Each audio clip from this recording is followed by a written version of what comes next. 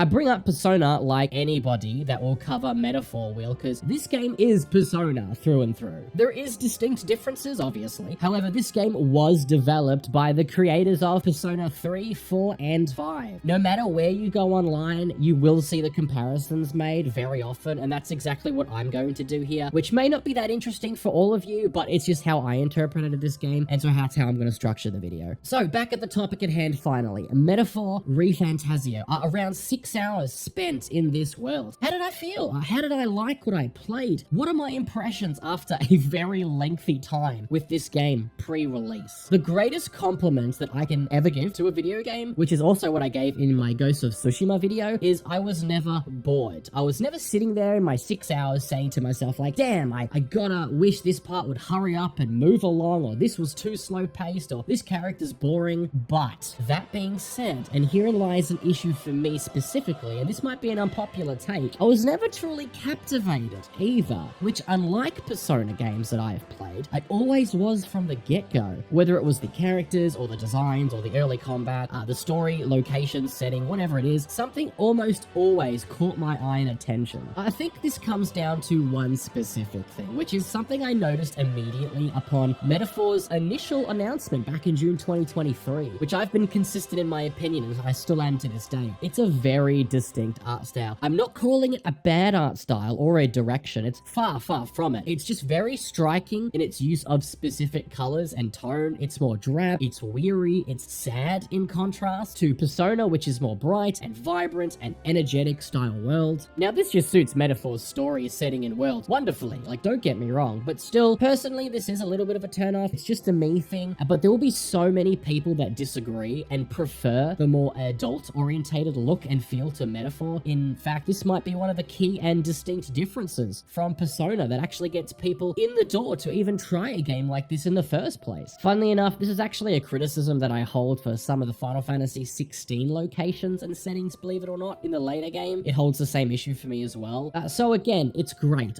It's just a personal preference, and I've noticed I actually always tend to take towards games that are more bright and vibrant and colorful tone-wise in any video game that I play, but especially something akin to a Persona title. Others will disagree, and like I just mentioned, this might turn a non-Persona fan into fans of this style of RPG in the first place, because it is actually more adult and gritty in nature. Speaking of adult, this game is 100% Persona for adults. That's how I think of it. That is not to say that Persona is a kid's version of this type of RPG, or for a younger audience, although it probably is for a younger audience, to be honest, because like for example, my younger sister loves Persona, but would never touch this game ever. And not to say that Persona doesn't tackle some very heavy themes revolving around basically anything at this point, but this game is very explicit in its audience that it wants to try and capture. It wants a more modern and mature crowd. There's more blood and killing, bodies, death, murder. The story itself is just inherently a lot darker, with a sinister plot revolving around assassination of a prince and royalty that gets killed off to make way for like a tyrant kingslayer. In only a few hours of the game, we get glimpses of the dark prejudice world of various races that are treated very differently. They're being pushed aside. It's a world where everyone is not equal, and it's quite dire, and there is outcasts everywhere. I actually don't want to say much about the story. Story is such a major part of these styles of RPGs in particular, and because so much of the game is free to try, I feel like if any of those keywords that I just mentioned struck a chord with you, or you were looking to try a Persona-like game that is more gloomy or tragic in nature, more adult and grown-up, just give the demo a go. You've got nothing to lose but some spare time. I will say by the end of the prologue, when the game finally actually opens up around hour 5 to 6, depending on your time personally spent, you can actually spend time during the day and night cycles how you wish, with a deadline as your main objective, just like Persona, so you will feel right at home there. Okay, let's chat about some of the fun stuff first. I want to talk about combat. Combat's really good, and just at the tail end of the prologue, it actually got even better, although I will leave that part out, because that mechanic specifically, I want it to be a surprise just for anybody that reaches the end of the prologue. You'll know exactly what I mean when you get your 4th party member, which unlocks in that battle, which has the capability to be very impressive long-term for the game of this scale. Combat can be hard. I played on normal, and I gotta say, man, like, I died more than I'd care to admit. In fact, I died straight away at the beginning of the game. First pack of enemies, straight out the gate. I did not read the tutorial properly at all. There was one boss that took me over 14 minutes to figure out how to beat. I was backtracking, farming experience, money to buy items to use in battle. I was min-maxing my party composition composition, skill usage. I was trying to exploit anything I had available, even early game, for a weakness. Now, before anybody in the comments go, oh boy, look at me, I never died at all, skill issue, boomer, RPG noob, go to sleep, grandpa.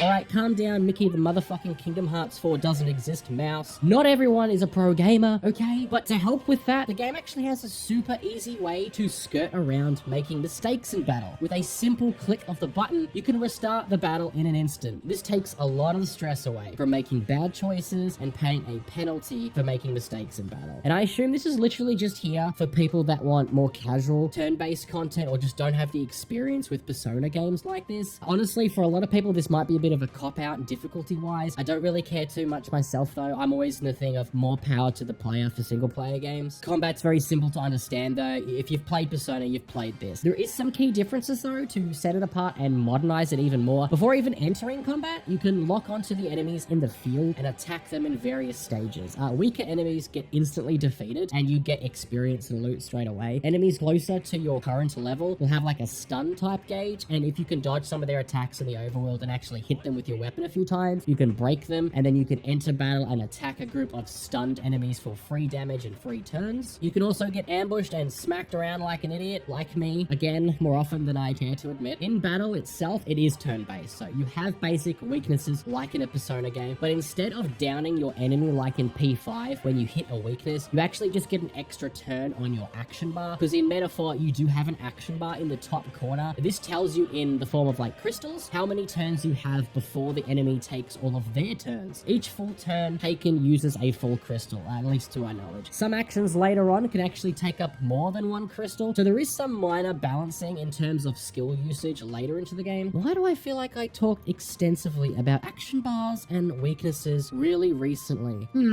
Deja vu much. Like Persona, you have archetypes, which are the beings that you summon to help you in battle. Unlike Persona, you actually become them briefly when using their unique skills and abilities. For some reason, side note, this reminds me of an old Digimon series where you actually became the Digimon themselves. That's kind of cool. Also, what's different, and a very welcome change I might add, is anybody can be an archetype. No longer are you confined to having to use a certain party member just because they have a specific skill set that you might need for an encounter. There was definitely some party members in earlier Persona games that I've played that I didn't personally care that much for, but in turn, if a TV dungeon or a palace or whatever area you found yourself in per game required certain elements or combat skills, I was kind of locked into having to use them. Now, this is early game, so I can't say long term how flexible this truly is, but alas, from what the game has taught me, any of my party members were essentially the same as the main protagonist. They could switch and learn any new archetype at any point using some of the in-game currency that you can get through battles and stuff. I love this. More flexibility, more team compositions, again, more power to the player to play the game that they want. I love to see it. I kind of hope the next Persona actually takes a look at this. I doubt it will, but I would love to see it if given a chance. The areas that you explore are also a nice change of pace. Putting aside what I said at the top of the video about art style and the inherently darker and mature tone of the game, and my preference for the opposite, this game has you explore real dungeons and real castles and real places. Not that Personas weren't real, but it always was inside a TV world or inside mementos or palaces where it made sense to have these really unique and strange settings. Because Metaphor hasn't got some modern day versus magical hidden world like Persona, everything's actually more real and it feels more material.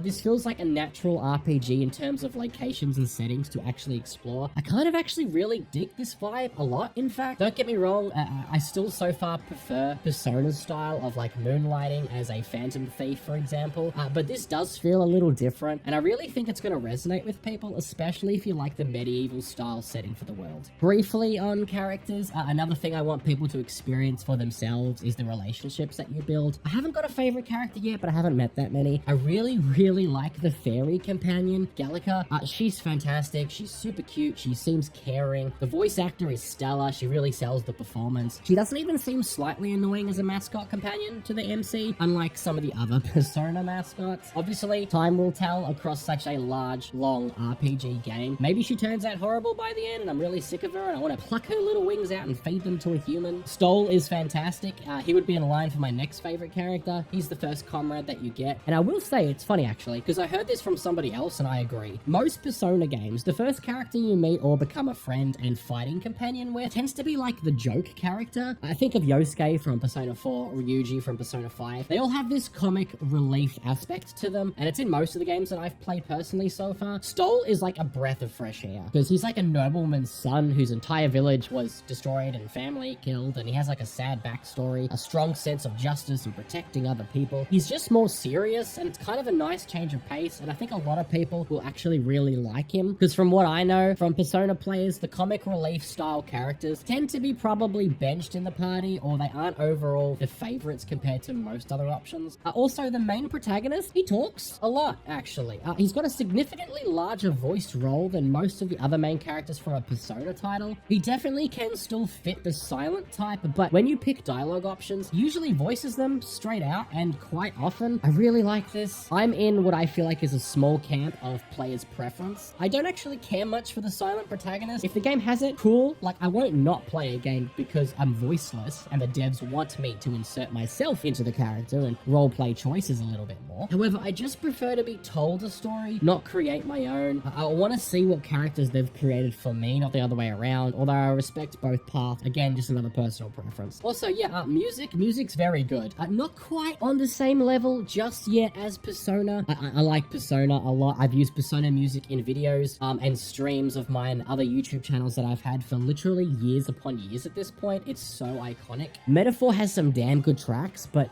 the battle OST especially, actually, when it lasts long enough, can really kick off. But I need to see more from other areas and later in the game, bigger bosses, towers, and dungeons to really see how good the music is compared to a Persona title. And so yeah, wanted to keep this as brief as I could, but I love to ramble and there was a lot to say. So please let me know in the comment section down below, what Persona games have you played? Are you buying this day one? Are you waiting to see more in-depth reviews and previews of the actual final product? What did you like compared to a Persona title? What did you not like? I've heard some people have performance issues on PC. I played this on PS5. Are you into the darker tones and more mature vibe of Metaphor?